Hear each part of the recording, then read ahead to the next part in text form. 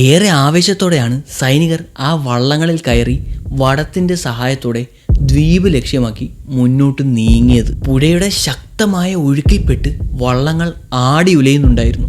എന്നിരുന്നാലും വടത്തിൻ്റെ സഹായമുള്ളതിനാൽ അതിൽ പിടിച്ച് വള്ളങ്ങൾ മറിയാതെയും ഗതി മാറിപ്പോകാതെയും നിയന്ത്രിച്ച് മുന്നോട്ടേക്ക് നീങ്ങാൻ സൈനികർക്ക് കഴിഞ്ഞു. ഇതെല്ലാം വീക്ഷിച്ചുകൊണ്ട് ഏറെ ആവേശത്തോടെയാണ് ആര്യാക്ഷൻ ഇവിടെ നദീതീരത്ത് നിൽക്കുന്നത്. അദ്ദേഹത്തിൻ്റെ ശ്രദ്ധ കൂടുതലും ആ ദ്വീപിൻ്റെ മുകൾ വശത്തേക്കായിരുന്നു.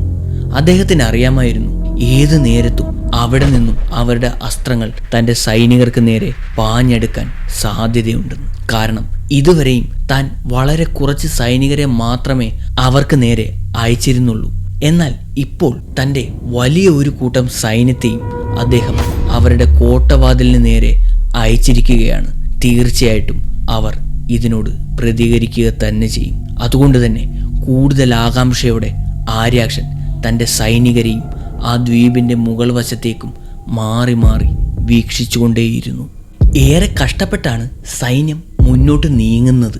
അവർ ഇപ്പോൾ ഏതാണ്ട് നദിയുടെ പാതി ദൂരം താണ്ടിയിരിക്കുന്നു. അതായത് അവരിപ്പോൾ സേതാഗിരിയുടെ അസ്ത്രങ്ങളുടെ ദൂരപരിധിക്കുള്ളിലാണ്.